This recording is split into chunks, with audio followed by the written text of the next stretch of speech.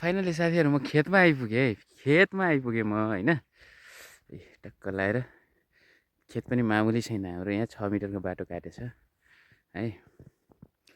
6 मिटरको बाटो काटेर टक्क यहाँबाट गाडीहरू गुर्किन्छ।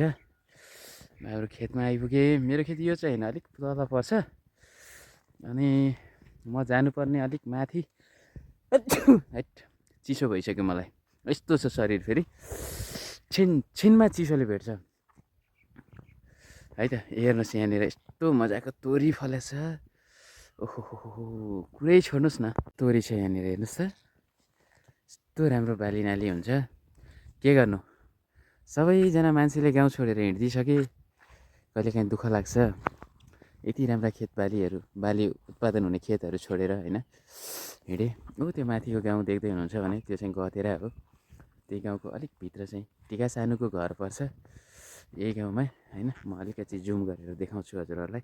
घर चाहिँ देखिँदैन टिकाको, तर गाउँ चाहिँ त्यही हो। यो गाउँ उतातिर यसलाई गतेरा भन्छ। यहाँभित्र अलिक भित्र गएर उसको घर छ, बहिनीको। यही हो फाइनली। म हराएको जङ्गल कहाँनिर भन्नुहुन्छ भने यही जङ्गल हो। यही जङ्गल हो। अहिले चाहिँ निकै अनकन्टार घना जङ्गल भएछ। यो जङ्गलमा चाहिँ म हराएको अघि बाटो बिराएको, हराएको भन्दा नि झन्डै निस्किनलाई मलाई लाग्यो 1 घन्टा, करिब 1 घन्टा लाग्यो। 1 घन्टामा म चाहिँ बाहिर निस्केँ। अब जाँदा चाहिँ म जङ्गलको बाटो जाँदिनँ, अब म तलबाट घुमेर जान्छु बरु। हाम्रो जङ्गल भए पनि दुर्गम छैन फेरि। हो त्यहाँनिर देखिराख्नु भएको छ बाइक ओह्रालो झर्दैछ। यो चाहिँ घोराइ तुलसीपुर जोड्ने माथिल्लो सडक हो है। आँखा अस्पताल, जुन घोराइदेखि आँखा अस्पतालको लागि भनेर भनेछ, त्यही सडकको केही भाग हो। यो भागबाट आउँछ, यतातिरबाट आउने हो त्यो सडक। अब अहिलेलाई हालसाललाई अब बन्दै छ बाटोहरू। जे होस्, विकासले गति लिएला जस्तो छ। साह्रै सुन्दर छ हाम्रो गाउँ। त्यो चाहिँ नयाँ बस्ती भन्ने ठाउँ हो, पारीको खोलापारी, खोलादेखि यतातिर। अब म तपाईँहरूलाई रानीघाट खोला, कुला चाहिँ खासमा यही कुलाको पानी लिन आएको म। पानी सुकेको रहेछ, यहाँ पानी रहेनछ। बाँधमा जानुपर्ने भयो, पानी फर्काउनु पर्ने भयो मैले। चिसो पनि निकै चिसो बढाएछ क्या, अनि त्यही भएर अलिक चिसोले सताउला जस्तो छ। घरमा गएर बिरामी परिने हो कि भन्ने डर पनि छ मलाई फेरि भित्री रूपमा। अब हाम्रो खोलाको हेर्नुहोस् यसरी। अब यहाँ केही समयपछि यहाँ प्लटिङ हुन्छ, झ्याम लाएर यस्तो मजाले खारेर कति राम्रो बनाएको छ भने कुरै छोड्नुहोस् कि, कुरै छोड्नुहोस् कति राम्रो बनाएको छ भने। यो हुस्सु लागेको रहेछ अलिअलि, तर हाम्रोतिर खासै हुस्सु लाग्दैन। पारी पाखामा घाम देखिसक्नुभयो होइन। हाम्रो चाहिँ बिहानै घाम लाग्छ, हाम्रो ठाउँमा त्यस्तो छैन। यो बाटो यस्तो चिटिक्क परेर बाटो सररररर यहाँबाट गाडी गुर्किन्छ हेर्नुहोस्। अटोहरू, ट्र्याक्टरहरू, जिपहरू, आवश्यकता अनुसार बसहरू सबै आउँछन् यो बाटोबाट होइन। यो बाटोबाट त्यो चाहिँ हाम्रो कौवाखोली भन्छ। कौवाखोलीको मसान घाट, के भन्छ, आर्यघाट, सरी आर्यघाट हो। त्यहाँनिर चाहिँ विश्रामस्थल हो, त्यो मलामीहरूको विश्रामस्थल। उतातिर चाहिँ दाह संस्कार गर्ने ठाउँ छ। बाटो यसरी ठुलो छ, बाटो चक्क लाएर बनाएको छ हाम्रो गाउँको। अब यो खेतहरू भए होइन, धेरै राम्रो छ। अब यो भयो, अनि त माथि बहिनीको गाउँ भयो टिकाको। त्यहाँनिर चाहिँ तरकारी खेती गर्ने अरूले टनेलहरू बनाएर बस्ने गर्नुभएको छ। उहाँहरूको आफ्नो छ, टनेलहरू बनाउनु भएको छ चिटिक्क लाएर।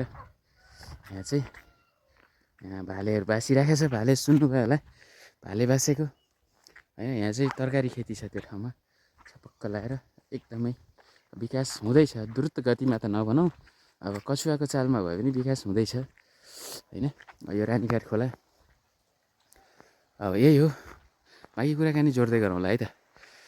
अहिले भने म अब सरासर गएर कुलोमा पानी फर्काउने काम गर्छु, त्यसपछि कुराकानी गरौँला। फाइनली साथीहरू, त्यो चाहिँ तरकारी खेतीको टनलहरू होइन। अनि त्यो चाहिँ टिका सानुको गाउँ है। त्यो चाहिँ टिका सानुको गाउँ। अनि म चाहिँ यहाँसम्म आएको थिएँ, यहाँ चाहिँ पानी रहेछ कुलोमा, यहाँ चाहिँ पानी रहेछ होइन। अब यहाँबाट मैले टक्क लाएर पानी फर्काएँ, यहाँबाट होइन। यो पानी कुलोमा आइराखेको रहेछ, यहाँबाट चाहिँ खोलातिर लगाइदिएको रहेछन् टोलीले। ल टोलीलाई यहाँसम्म पानी ल्याइदिएको पनि धन्यवाद। माथि जानु पऱ्यो भए अझ धौ हुन्थ्यो मलाई, धौ त हुन्थेन, गइहालिन्थ्यो। अब यहाँबाट चाहिँ टक्क पानी लग्यो। अब गाउँमा पानी चारिन्छ, झ्याम्म लाएर बिहानको चिसो मौसममा आइयो। अब पानी चारिन्छ खेतमा, झ्याम्म लाएर। अनि गहुँ अब के गर्ने, खेती गरेपछि किसान भएपछि फलाउनै पर्यो होइन। फलाइन्छ टक्क लाएर। आज चाहिँ धेरै समयपछि यतातिर आइयो यो ठाउँमा। सम्भव भएसम्म दिउँसो चाहिँ म त्यो गाउँमा घुम्न जाने कुरो छ है। यो गाउँमा कि यो गतेराको गाउँमा घुम्न जाने कुरो छ। मेरो भाइको खुट्टामा चोट लागेछ। अब त्यही भएर 2 भाइ जाम्ला भन्ने कुरो हो। उसको खुट्टामा चोट लागेछ। सम्भवतः भाइले जान सक्छु भन्यो भने हामी दाजुभाइ चाहिँ चक्क आज एकछिन घुम्छौँ। अनि घुमेर केही भ्लगहरू बनाउँछौँ हामीले है त। अरू त्यस्तै हो। अन्त्यमा भने च्यानललाई सब्सक्राइब गरिदिनु होला होइन। भिडियो मन पऱ्यो भनेपछि लाइक सेयर गरिदिनु होला, कमेन्ट गरिदिनु होला कस्तो लाग्छ। आफ्नो गाउँठाउँ यो चाहिँ तुलसीपुर उपमहानगरपालिका वडा नम्बर 4 बनहरी गतेरा पर्छ होइन। यो एरिया यहाँ चाहिँ निकै रमणीय ठाउँहरू छ। मैले त्यति धेरै देखाउन सकिनँ, फुर्सदमा देखाउने छु। यो मौसम पनि हुस्सु लागेको कारणले गर्दाखेरि त्यति उपयुक्त छैन, भ्लगिङ गर्नलाई त्यति उपयुक्त छैन। अलिक सफा मौसम भयो भने दिउँसोतिर म खेतमा, अब यो पानी खेतमा लगाइदिएर म चाहिँ भात खान जान्छु घर। त्यति गर्दा लगभग 9 बज्छ 10 बज्छ होइन बिहानको। अब यो भिडियो कति बेला आउँछ त्यो थाहा भएन।